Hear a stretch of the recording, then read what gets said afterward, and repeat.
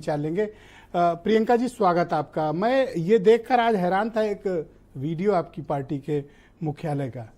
आपके यहाँ सरकार नहीं बनी, आपकी पार्टी को सिर्फ 6 सीटें ही मिली, लेकिन ढोल नगाड़े ऐसे बज रहे थे जैसे आपने कोई किला जीत लिया हो। देखिए, जनता का जनादेश है और उसका सम्मान करना चाहिए और उसको उत्साह पूर्वक सेलिब्रेट भी करना चाहिए। पर मैं एक बात जरूर कहूंगी कि जिस तरह से इस बार जनता ने मैंडेट दिया है कांग्रेस पार्टी को और इंडिया गठबंधन को, वो वाकई में सराहनीय है।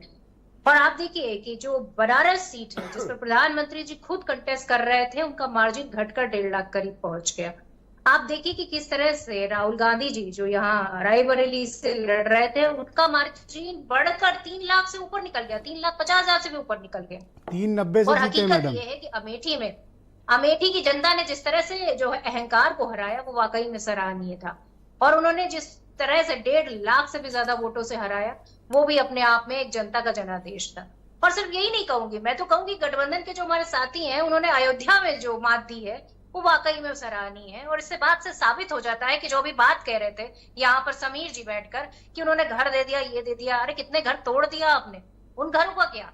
ये उन्हीं की हाय और बद्दुआ है कि आप अयोध्या हार गए, और वो भी बुरी तरीके से। और सिर्फ अयोध्या ही नहीं, पूरे आप उत्तर प्रदेश में जिस तरह से आपकी नाक कटी है, वो वाकई में आपको सोचने की जरूरत है कि आपके नीचे की जमीन नहीं है और फिर भी आपको यकीन नहीं है। आप कितने भी उत्साह के साथ सबको सेलिब्रेट कर लीजिए। आज प्रधानमंत्री जी का सेंगोल भी गायब था, मुझे तो लगा था कि सेंगोल लेकर जाएंगे वहां, पर खैर कोई बात नहीं। पर मैं फिर से यही बात कहूंगी कि विपक्ष की जो भूमिका होती है वो हम पूरी तरह से निर्वाह कर रहे हैं।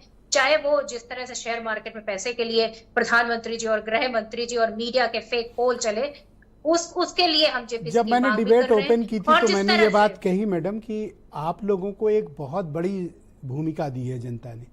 उनसे कहा है सरकार चलाओ, लेकिन ठीक से चलाना, मैं नजर रखा हूं। जनता ने राइडर दिया और आपको ये जिम्मेदारी दी कि जरा देखे रहना, और आपको ताकत दी।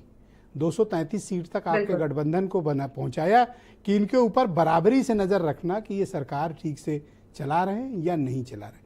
अब आपकी एक कंस्ट्रक्टिव भूमिका होनी चाहिए।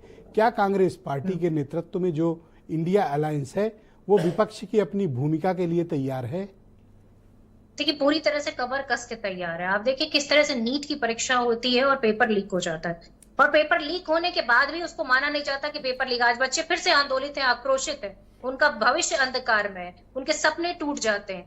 और आप बताइए कि पहली बार नीट की परीक्षा में ग्रेस मार्क मिले, और पहली बार ऐसा हुआ कि 67 बच्चे टॉप कर गए और 10 दिन पहले रिजल्ट आ गया। तो ये सारी चीजें हैं जिनको हम लगातार मुखारों पे उठा रहे हैं और सवाल पूछ रहे हैं। हम हर बात पर सवाल पूछेंगे क्योंकि ये जनता के मुद्दे हैं और जनता के मुद्दों थैंक यू के मैडम। बीच मैं हम दूसरे चरण लड़ते में रहेंगे। आपके बाकी विचारों एक को चीज मैं स्थान दूंगा। और भी बताना चाहूंगी कि इन्होंने कहा कि हमारे ऑफिस में लाइन लग गई। अरे हमारे ऑफिस में इतना विश्वास है लोगों को कि इसलिए लाइन लग गई। आपके ऑफिस में कोई नहीं पहुंचा 2 करोड़ रोजगार मांगने के लिए। झूठे वादे भी किए, वो किसान नहीं पहुंचे आपके ऑफिस में जिनकी आय आपने दुगनी करने का वादा किया था। ये डिफरेंस है कांग्रेस पार्टी और थैंक यू भारतीय मैडम, जनता शुक्रिया पार्टी में। आपका। मैं